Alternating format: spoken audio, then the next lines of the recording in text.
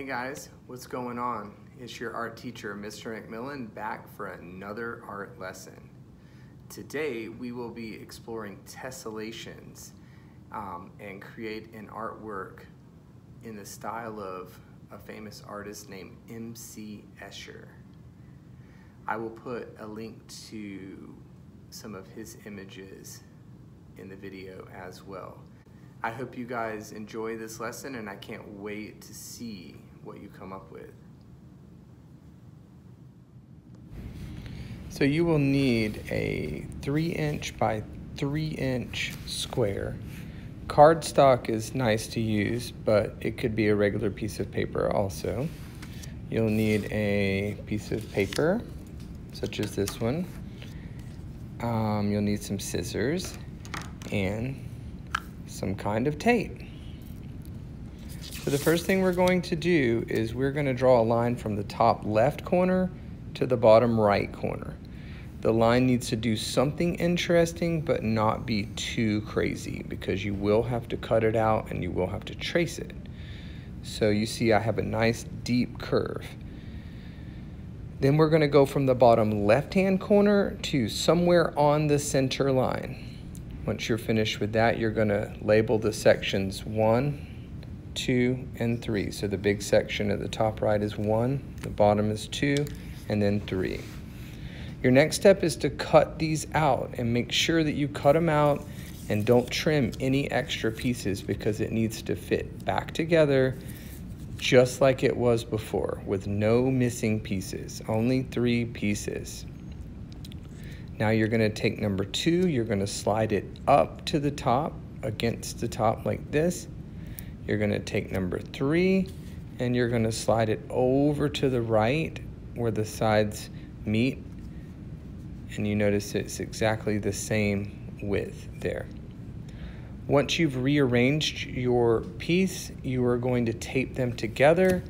Try to tape them together neatly.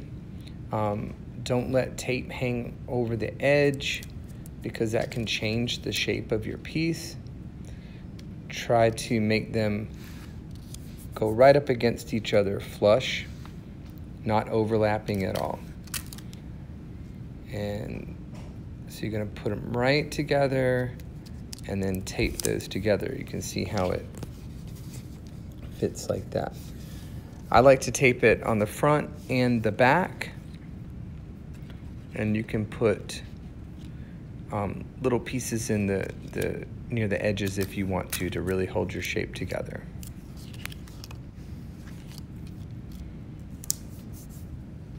So once you get it all taped together, like I'm doing here, notice I'm getting all to the edges, then we are ready to trace it. So you can have it going vertically, horizontally, or diagonally on your paper. It's all up to you. I will trace this one diagonally. So I'm going to start in the center and I'm going to trace the shape exactly like it is.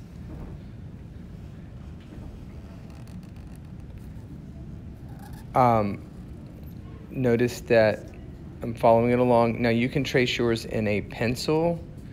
You do not have to use Sharpie for this part, because there's not really any room for correcting anything.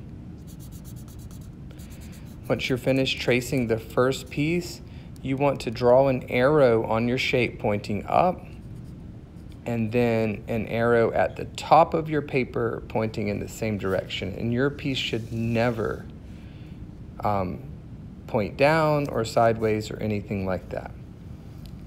The first step is to slide the piece over, so you're going to trace them end to end, connecting kind of like a train.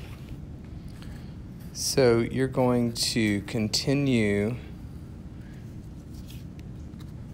to trace this end to end. Notice I slid this one up against the top left.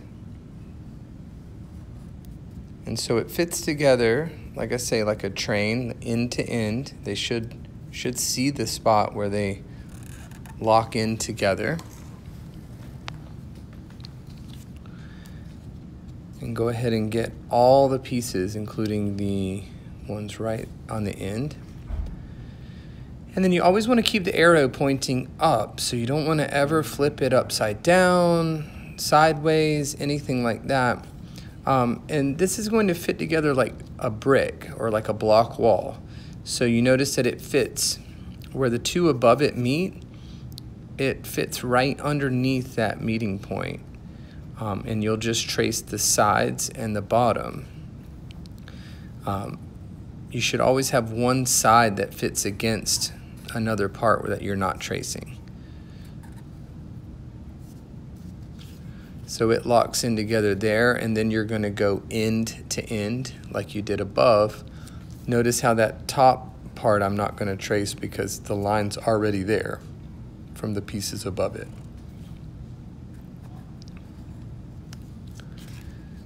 You're going to go through and get each of those. And then it's going to do the same thing above. You can see because I have that curve that created that point, it really is easy to see where it locks into. If you make your lines too straight, when you're designing your tessellation piece, if it's too straight, it's going to be really hard to figure out where it locks in. And if you make it too wavy or curvy, it's going to make it difficult to deal with as well. So once you've traced all of them, you filled up the whole paper, your task is to figure out what you can transform this tessellation piece into. MC Escher did lots of fish and birds and things like that, but you don't have to just do animals. You could do cars, trucks, buses, trains, whatever comes to mind. This one I transformed into almost like a duck kind of bird with a headdress on, like a Native American headdress. And once I decided on that design, I repeated it over and over. And this one I decided to make into an elephant because it had that head that looked like an elephant. They don't have to be complicated designs. In fact, you want to keep it relatively simple so that you can repeat it. This one I turned into a person's face, kind of like a jack from a deck of playing cards. And then this one is a fish because it just had those parts that looked like fins, so I had to do that as well. Anyway, I hope you enjoy this project. Till next time.